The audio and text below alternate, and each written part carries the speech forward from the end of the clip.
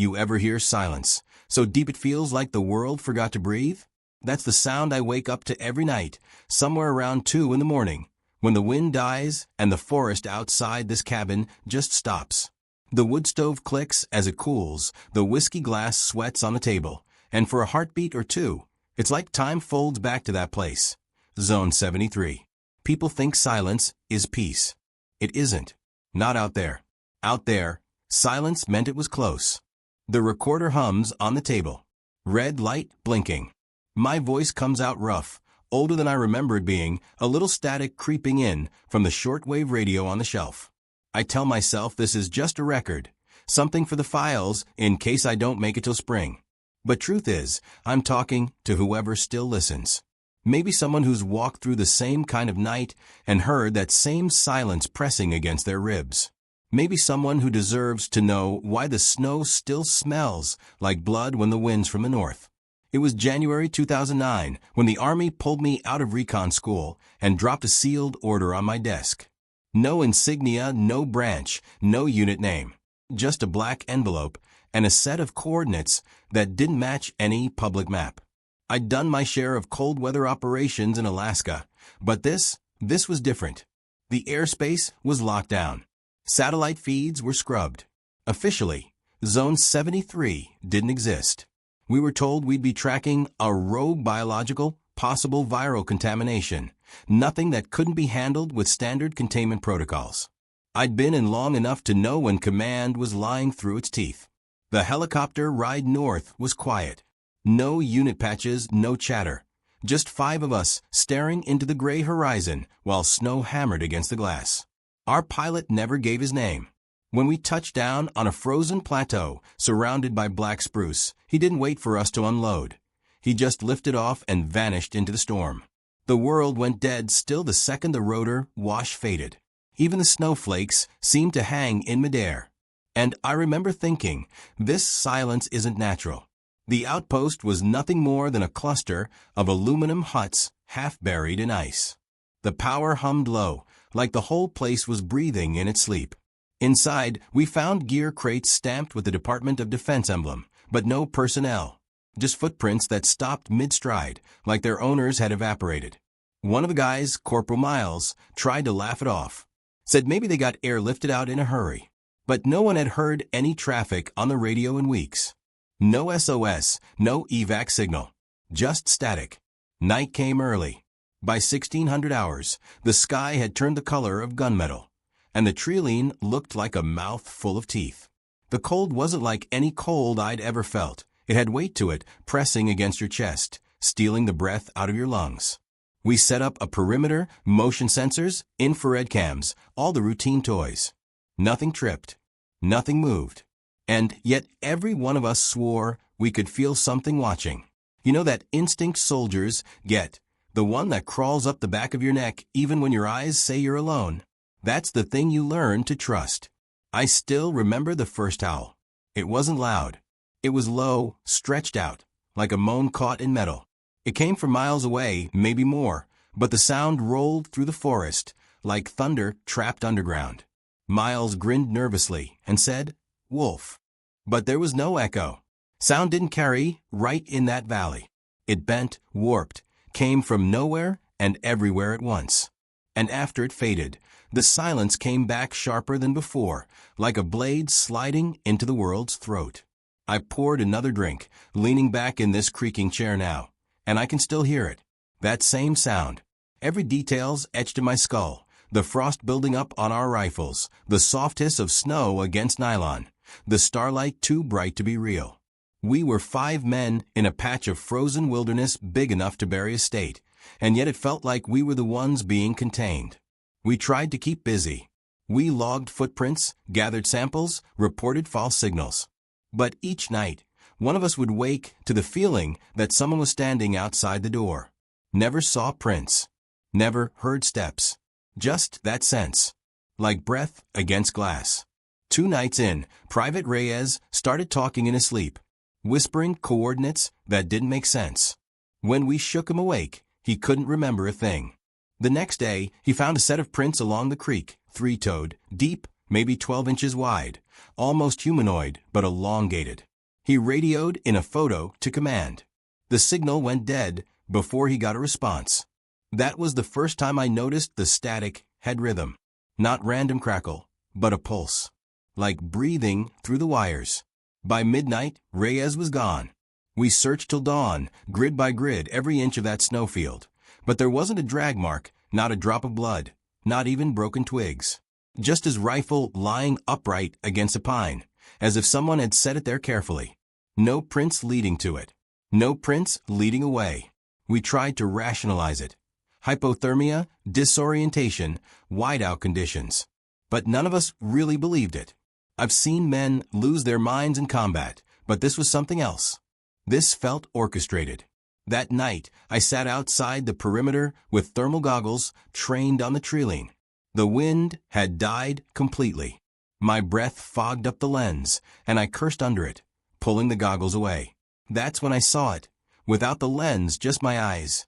Between the trees, about 50 yards out, a shape.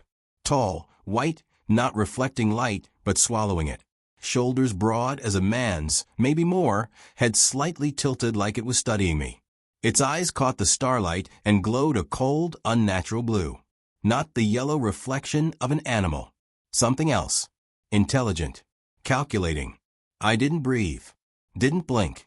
The shape didn't move. It just stood there, perfectly still, as if the forest itself was holding its breath. Then the silence deepened. I know how that sounds, but it's true. It was like every atom around me froze in place. Even the ticking of my own pulse slowed until I couldn't tell if I was alive. Then, with one blink, it was gone. I didn't tell the others right away. When you've got men on edge, the last thing you do is confirm their nightmares. But by dawn, they knew something had changed.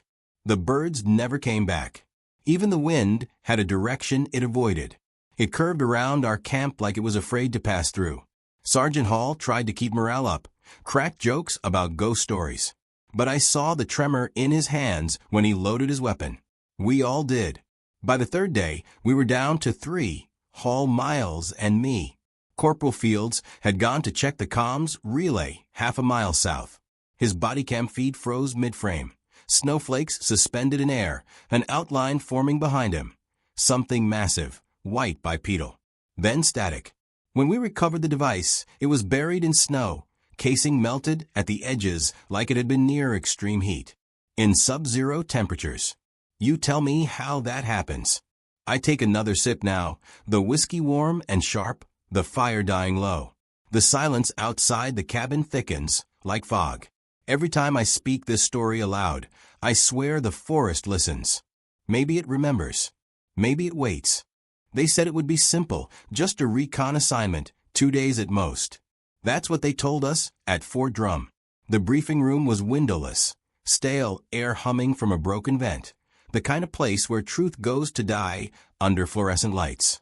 6 of us sat in silence, while a man in a black uniform with no insignia flicked through satellite images. Snowfields, pine ridges, then one blurred frame showing what looked like claw marks gouged into frozen ground the size of a man's torso. He didn't give us a name, only a code, unidentified biological anomaly, Zone 73. He said a recon drone went missing 72 hours earlier. It stopped transmitting over northern Ontario in a restricted air corridor. Last footage showed thermal interference, wide outbursts of heat signatures that faded mid-frame. He called it a possible environmental distortion. We all knew that meant nothing. When an officer uses words like anomaly, it's because he's too afraid to say predator. Reyes sat next to me, tapping his boot against the chair leg. 23, baby-faced, good shot, but green in the ways that mattered. Hall sat across the table, the oldest of us, a mountain of a man with eyes like burnt copper. He'd fought through 2 tours in Afghanistan, never flinched at anything with a pulse. But even he looked uneasy when the man said the last ground team never checked back in. The briefing ended with a line none of us would forget. Whatever you see, whatever you find, it stays classified. Understood. No one spoke. We just nodded, like soldiers trained to obey shadows. We flew out before dawn, no identification, no transponders. A twin rotor dropped us on a frozen riverbed in the middle of nowhere, white stretching forever under a sky the color of bruised steel. The cold hit like a wall, burning our lungs with every breath. The trillions swayed in slow rhythm, whispering things that didn't sound like wind. By midday, we reached the first coordinates. That's when we found the deer. Or what was left of it. The carcass was splayed open like someone had dissected it for an anatomy lesson. The cuts were surgical, no tearing, no chewing. Just clean incisions, precise enough to make a medic flinch. Its eyes were gone, sockets cauterized. Miles said maybe it was a poacher using tools, but the nearest town was 80 miles south, and no sane man would walk through this kind of cold with a scalpel. We documented everything, photographed, measured. The snow beneath the body was melted into a shallow crater. Heat residue, still warm to the touch despite the freezing air. That's when Hall muttered, "Whatever did this wasn't hunting for food." We moved on, tension wrapping tighter around every step. The forest grew denser, quieter. Birds were gone. Even the snowflakes fell slower, like time had thickened. Every crunch of our boots echoed too loud, and when we stopped walking, the silence pressed in from all sides. That night we made camp near the old ranger tower. The wood creaked under the weight of snow, and inside, a half-broken radio hissed with faint static. Miles tried to raise fort drum. Nothing but white noise. Reyes joked that maybe Bigfoot was blocking the signal. No one laughed. I lay awake, listening to the stove crackle. The smell of kerosene mixed with cold iron. Out of habit, I checked the perimeter cameras. Nothing but black and the occasional snow drift. Then one flicker. A heat signature near the ridge. Human-sized. Stationary. The outline pulsed red, then faded to blue and disappeared. I waited for it to reappear. It didn't. At 0200, Hall took first watch. I drifted in and out until he shook me awake an hour later. "You hear that?" he whispered. At first, I thought he meant the wind. But there was no wind. Just a low, rhythmic pulse, almost too faint to notice. Then it stopped, like someone exhaled against my ear. We swept the tree with night vision. Nothing. Still, the feeling of being watched was thick enough to taste. The next morning we found more tracks, massive, bipedal impressions, deeper than any wolf, spaced too far apart for a bear. They led toward the river, then vanished halfway across the ice, as if the creature had leapt or evaporated. Reyes bent over one print, tracing its edge with a gloved finger. "It's not sinking evenly," he said, "like the weight shifts mid-step." Hall grunted. "Maybe it's limping." I didn't say it then, but I knew better. The stride was too calculated, too deliberate. Predators don't limp, they stalk. By afternoon, a storm rolled in. The temperature dropped so fast our breath froze to our collars. We took shelter inside the ranger tower again, wind howling through cracks like distant screaming. I logged the day's findings, hands trembling, though I blamed it on the cold. The radio spat static, then, just for a heartbeat, something else. A sound buried beneath the noise. Low, guttural, almost human. Reyes leaned close, eyes wide. "That's talking." It came again, clearer this time. A voice repeating something that sounded like "help me." Over and over. Then silence. Hall ripped the power cord out. "No more radio," he said. That night, no one slept. Around midnight, Reyes volunteered to check the motion sensors. Said he needed air. Hall tried to stop him, but the kid smiled like he always did, too young to believe in the dark. He stepped out with his rifle and headlamp, his light bobbing through the trees until it disappeared. We waited. 5 minutes. 10. The wind started to sound like whispering again. Then came the crack, short, sharp, close. Gunfire? We bolted out into the snow, flashlights cutting through the white haze. "Reyes," I shouted. No answer. We found his footprints leading toward the creek. They stopped 10 feet from the edge. No blood. No drag marks.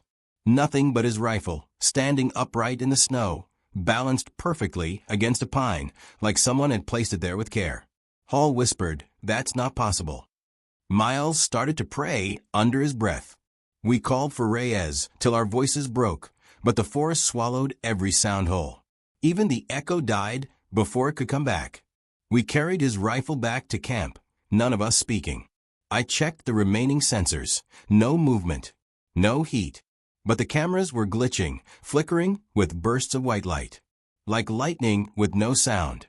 Hall took second watch. I sat inside with my gear spread across the table, trying to convince myself we'd find Reyes by dawn. My eyes burned from staring at the monitor.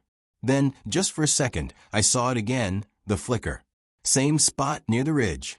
This time the outline held. Taller than a man, shoulders hunched. Heat blooming around it like a ghost's halo. It didn't move. Just stood there. I zoomed in. The thermal feed blurred. Pixels melting into static. I switched to optical and froze. It was there. White fur so pale it glowed under the starlight. Head elongated, almost wolf-like, but wrong. Muzzle too narrow, limbs too long. Its chest rose once, slow and deliberate, and I realized it wasn't breathing. It was watching. The eyes caught my scope. 2 burning points of blue that felt colder than the ice under our boots. I couldn't tell how long I stared. Could have been seconds or minutes. My breath fogged the lens, and when I blinked, the figure was gone. Not moved, gone. The silence that followed was absolute. Miles whispered behind me, "What did you see?" I lowered the scope, heart pounding, so loud I could barely think. "It's not human," I said. "And it knows we're here." Hall's face hardened. "Then we hunt it before it hunts us."